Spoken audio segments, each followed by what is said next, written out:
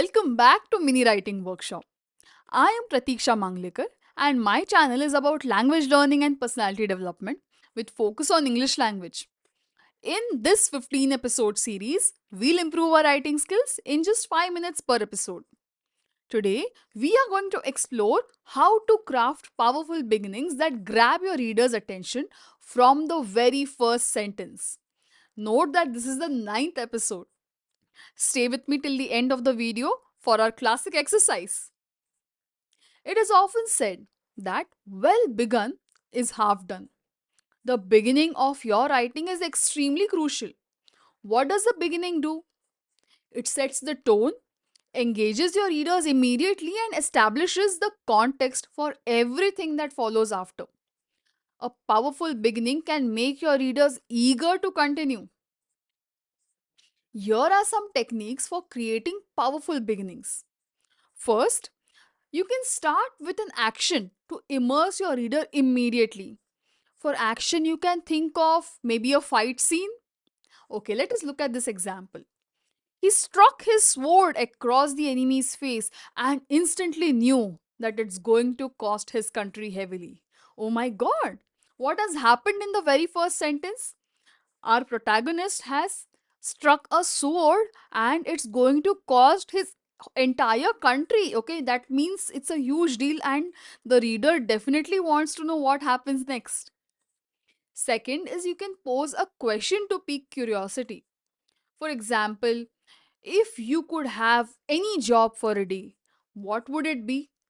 As a reader, you are immediately thinking of different scenarios or different jobs that you would want to have for a day. Third is you can use a hook to grab attention. What does a hook do?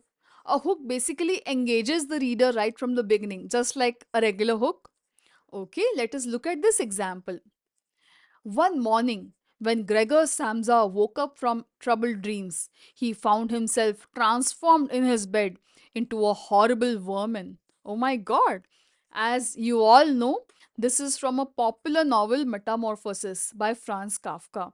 Yes, and the novel begins with these powerful lines with a hook statement that he is now, he has become an insect or he has become a cockroach.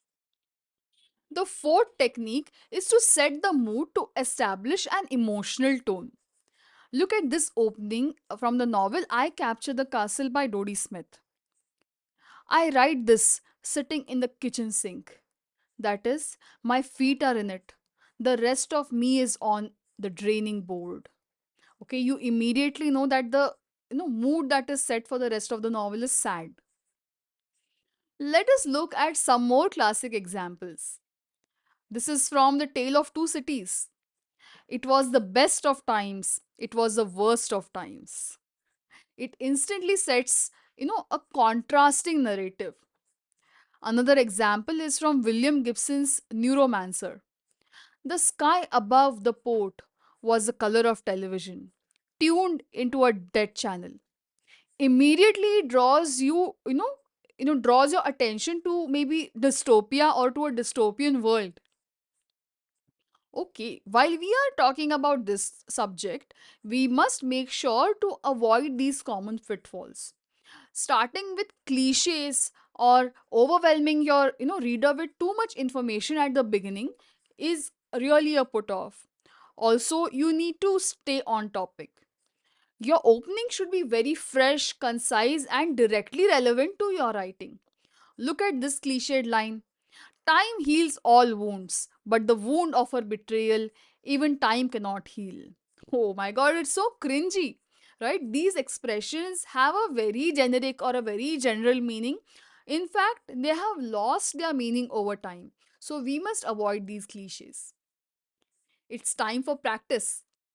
Can you write a strong opening for an essay on the theme of time travel? Let me know in the comments. Thank you for joining on this episode of Mini Writing Workshop. Make sure to subscribe, like, and share your dialogues. Next episode is on effective use of transitions. ನನ್ನ online speaking workshop ಭಾನುವಾರ ಅಂದರೆ 22ನೇ September 2024ರಂದು ನಡೆಸಲಾಗುವುದು.